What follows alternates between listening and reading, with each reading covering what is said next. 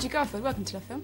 Thank you, Helen. Pleasure to have you here. It's nice to see you. Never Let Me Go. It's pretty gripping watching. Oh, good. And your character, Tommy, I think is probably one of the most interesting ones because I think at the beginning he's quite deceptively simple, but actually as the character evolves, you know, we learn an awful lot more about him. Was he a challenge to play?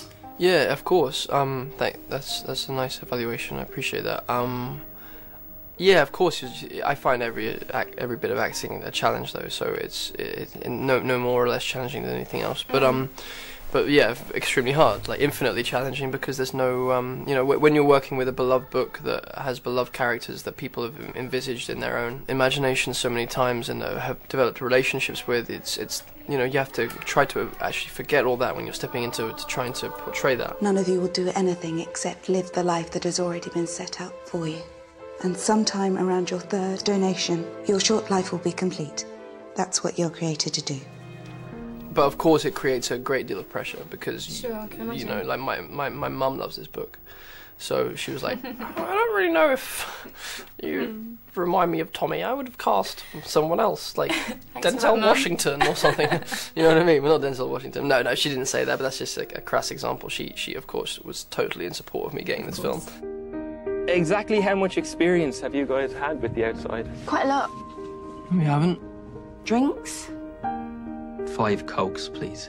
No, of course there's a massive deal of pressure, but yeah, he is such a complex character, and he's trying to be simple. That's the point. I think that he's trying to be as simple and as open as possible, but he has this sense that there's something kind of not right in his situation, and he's constantly suppressing all of these negative thoughts and doubts and you know, rageful tendencies throughout the film between these two scream bookends.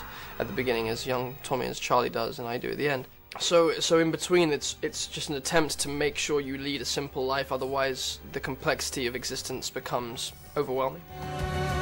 Maybe none of us really understand what we've lived through, or feel we've had enough time. You must have read the book before. Had you read the book before?